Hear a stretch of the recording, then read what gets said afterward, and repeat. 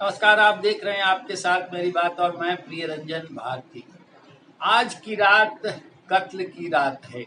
कत्ल की रात मैं इसलिए कह रहा हूं कि कल नतीजे आने हैं और पूर्वानुमान जो एग्जिट पोल्स हैं वो आ चुके हैं। तरह तरह के कयास और आरोप लगाए जा रहे हैं। हालांकि जो आरोप विपक्ष की ओर से लगाए जा रहे हैं उसका कोई आधार नहीं बनता है।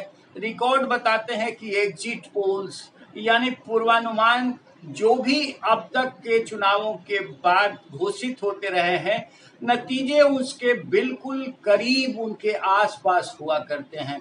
ये मैं नहीं कह रहा हूं, ये इतिहास बता रहा है। और जो अब तक पिछले दशकों में चुनाव हुए हैं उन सब के एग्जिट पोल पूर्वानुमान जो भी आए उनका नतीजा आप मिलान करके देख लीजिए। जो चुनाव के नतीजे आए, जो परिणाम आए, उनके आसपास रहा है या नहीं। लेकिन इसके उलट एक और बात मैं कहना चाहूंगा और वो ये कि जिस तरह से कल मैंने आपसे अपने वीडियो में ये बात साझा की थी कि वर्तमान नरेंद्र मोदी सरकार के खिलाफ कोई गुस्सा जनमानस में नहीं है। जैसा कि गुस्सा 74 आंदोलन के बाद, इमरजेंसी के बाद इंदिरा गांधी सरकार के खिलाफ देश भर में जन व्यापकता के साथ उभरा था और उसके परिणाम सामने आए। सरकार बिल्कुल सफाचट हो गई, सत्ता से बाहर हो गई थी। वैसा कोई गुस्सा आप भी देखे होंगे कि नरेंद्र मोदी सरकार के प्रति जनमानस में नहीं था, और ये सबसे बड़ी बात है। और दूसरा, वैसा कोई उत्साह भी नहीं था जैसा कि इंदिरा गांधी की हत्या के बाद राजीव गांधी के सत्तारोहण के लिए या फिर 1999 के चुनाव में अटल बिहारी वाजपेयी को प्रधानमंत्री बनवाने के लिए था। तो ये बात सहज और स्वाभाविक होती है कि जनमानस ने आखिर कैसे वोट किया होगा। लोगों के अंदर अपेक्षाएं जरूर थी, इनसे ग्रीवांसे जरूर थे, शिकायतें थी, लेकिन इसके बावजूद सरकार के कामकाज पर असंतोष और गुस्सा, क्रोध, उबाल तनिक भी नहीं देखा गया। और ये सबसे बड़ी वजह थी। दूसरी वजह भी आपसे साझा कर चुका हूं कि कोई अति उत्साह और कोई ऐसा लोगों के अंदर भाव भी नहीं था कि उनको हटा करके उनकी सरकार बनवा देनी है। ये जब तक ऐसा माहौल नहीं होता है तब तक चुनाव के नतीजे ठीक उल्टा नहीं हुआ करते हैं। तो हम ये कैसे मान लेंगे कि सरकार जो नरेंद्र मोदी की है वो जाने वाली है, उनके खिलाफ जनादेश मिला है।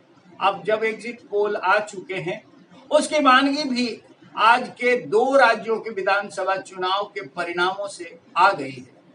अरुणाचल प्रदेश में और सिक्किम में जिस तरह से सरकार को ठोक करके लोगों ने फिर से वापस कर दिया, फिर सत्ता में वापस ला दिया। अरुणाचल प्रदेश में भारतीय जनता पार्टी की सरकार को दोबारा मौका दे दिया है फिर से, और सिक्किम में उस सरकार को जो काम कर रही थी उन्हें फिर से सत्ता वापसी करा दी गई है। तो ये इस बात का संकेत भी है जो मैं आपसे बातें साझा कर रहा हूं कि सरकार के खिलाफ, मोदी के खिलाफ कोई गुस्सा जनमानस में देश के अंदर कतई नहीं देखा गया, और न ही इनके विरोधियों को सत्तारोहण के लिए उत्साह का माहौल बना हुआ था जिसे लेकर के हम ये अपेक्षा कर सकते हैं। तो बात यही आती है निकल के कि जो एग्जिट पोल आए हैं, जो पूर्वानुमान आए हैं अब तक, वो सब नतीजों के बिल्कुल करीब होने वाले हैं। अब आज की रात कत्ल की रात है, सबको धुकधुकी लगी है। जो हारने वाले हैं उन्हें तो अंदेशा है ही, लेकिन जो जीतने वाले हैं उनके मन में भी खलबली है। जब तक परिणाम सामने नहीं आ जाते वो सारा आकलन करके भी निश्चिंत नहीं हो पा रहे हैं और पूरी रात उनकी नींद गायब होगी। सुबह सवेरे तड़के उठेंगे सारे उम्मीदवार और सबसे पहले अपने इष्ट देव का नमन करेंगे। कल मंगलवार है, जेठ का महीना है, बड़ा मंगल है, और सब हनुमान की आराधना में लिप्त हो जाएंगे। अपने अपने इष्ट देव से कामना करेंगे कि उनके हाथ, उनके गले जीत की माला पहनाई जाए। ईश्वर जो करना है वो कर चुका है, परिणाम आना बाकी है।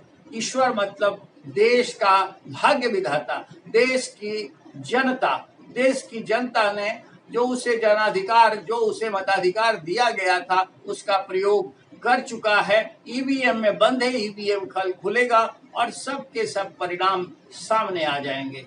लेकिन होगा क्या, एक संकेत मैंने आपको बता दिया कि 2 राज्यों के चुनाव नतीजों से बहुत कुछ साफ हो गया है, समझ लेना चाहिए। और जो राजनीतिक पंडित तरह तरह के कयास लगाते हुए देश की जनता के मानस को बगैर समझे हुए भविष्यवाणियां कर रहे थे कि मोदी सरकार तो गई, और विपक्ष के जो बड़बोले नेता ये खम ठोक रहे थे कि ये सरकार जाने वाली है। अब घंटों, चंद घंटों की बात है, 12 घंटे के बाद ये सारा कुछ स्पष्ट होना शुरू हो जाएगा और 24 घंटे बाद सारी परिस्थितियां आपके सामने हो जाएंगी। लेकिन बड़े बड़े सूरमा हैं और इस मैदान में, इस बार के चुनाव में उनके भविष्य भी दांव पर लगे हुए हैं। उन सब को भी दुखी लगी है, उन सब के मन में भी अशांत वातावरण है। वो तब तक जब तक कि चुनाव नतीजे नहीं आ जाते हैं और सरकार का प्रमाण पत्र चुनाव आयोग को नहीं मिल जाता है कि आप विजयी घोषित हो गए।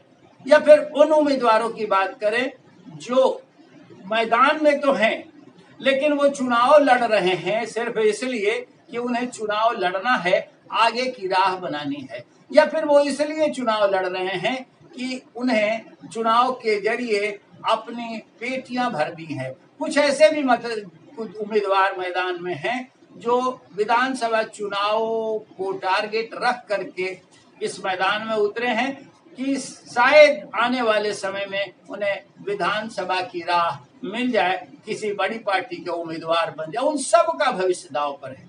और वैसे लोग भी हैं जो सिर्फ जमानत बचाने के लिए लड़ रहे हैं। अब नतीजे जब आएंगे तो सबका कुछ न कुछ हिस्सेदारी जो है वो उनके हाथ लगेगी।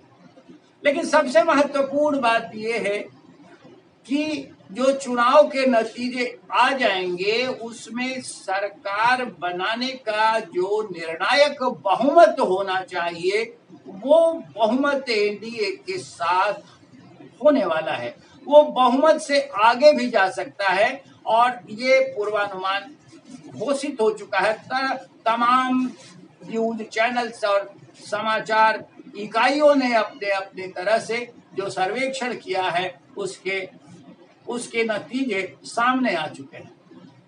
इस चुनाव में आपने देखा होगा कि जो एनडीए और विपक्ष है उनके बड़े बड़े सूरमा मैदान में हैं। कुछ तो निर्विरोध जीत भी गए, लेकिन जिन सूरमाओं के जिनकी घिघी बंदी है, जिनको धुकधुकी लगी है, उनका नतीजा सामने आएगा और सामने आने के साथ साथ सारी परिस्थितियां स्पष्ट हो जाएंगी। जो अंदेशा लोगों को है और जिस तरह से मीडिया रिपोर्टों में तरह तरह के कयास लगाकर देश के जनमानस को अतिरेक में ले जाने की कोशिश की गई है, ये एक व्यथा कथा बन करके रह जाएगी और वो लोग हताश मुंह फेर कर चल देंगे जो नरेंद्र मोदी की सरकार को जाता हुआ दिखाई बताते रहे हैं। वो बताते रहे कि जनता में उनके खिलाफ गुस्सा है और इस गुस्से का पटाक्षेप 2024 के चुनाव में होने जा रहा है। लेकिन ऐसा कतई नहीं होने जा रहा है। जो सरकार अभी काम कर रही है उसके खिलाफ न तो जनादेश मिलने वाला है और न ही अब तक के जो पूर्वानुमान है और अब तक जो रुझान मिले हैं वोट कास्टिंग के मतदाताओं से बातचीत के आधार पर जो निष्कर्ष निकले हैं उसमें ये संकेत तो कतई नहीं मिला है। हाँ, कुछ सीटों पर हार जरूर हो रही है। इसे हम ये बताने वाले इस अर्थ में लोगों से व्याख्या करते देखे गए कि सरकार वहां हार रही है, वहां एनडीए की पराजय हो रही है, लेकिन वो पराजय किस परिभाषा के तहत हो रही है ये वो नहीं बता पा रहे हैं। उनको ये बताना चाहिए राजस्थान में अगर हम 4 सीटें हार रहे हैं तो क्या वहां जो अब तक पिछले चुनाव का आंकड़ा था उससे नीचे का ग्राफ जा रहा है, या फिर उत्तर प्रदेश में जो सीटें आ रही है आने वाली हैं उसमें कितना बड़ा अंतर है। फिर हम ये नहीं देख पा रहे हैं, जो इस तरह की व्याख्या करने वाले हमारे बंधु हैं वो ये नहीं देख और ये नहीं समझ पा रहे हैं कि अगर कुछ एक सीटें हार रहा है एनडीए, तो फिर दूसरे राज्यों में उसे बढ़त भी मिल रही है। पश्चिमी और पूर्वोत्तर भारत में जिस तरह से उसे बढ़त मिलने का अनुमान है, और खास करके पूर्वोत्तर के राज्यों में, फिर दक्षिण के राज्यों में भी जिस तरह से बढ़त मिलने वाली है, तो जितनी उनको नुकसान जितना होने वाला है जिन सीटों के खोने से, उससे उसकी भरपाई और उससे कहीं अधिक संख्या में वो जनादेश लेकर वापस भी आ रहे हैं। इसकी व्याख्या करनी होगी और इससे हमारे जो व्याख्याता हैं, जो पत्रकार जिन्होंने व्याख्या कर रखी है जनता को बताने के लिए, वो इस पर पर्दा डालकर अपनी समझ को बता रहे हैं लोगों के आगे। इससे बचना होगा। लेकिन अब नतीजे कल जब सामने आ जाएंगे तब सबकी दशा कैसी होने वाली है आप ये देख लीजिएगा। ये आपको सब कुछ पता चल जाएगा, बस चंद घंटों की बात है। लेकिन हौसला आपको रखना होगा और इसी तरह से सही जनादेश देने के लिए आपके अंदर साहस और मनोबल को बनाए रखना भी जरूरी हो जाता है। आज के अंक में इतना ही। अब हम आपसे ये बार बार निवेदन करते हैं कि हमारे चैनल के साथ आप बने रहिए, देखते रहिए। आपके साथ मेरी बात, हमारे वीडियोज पर अपनी प्रतिक्रियाएं देना ना भूलिए और इसी तरह से हमारा साथ बनाए रखिए। नमस्कार।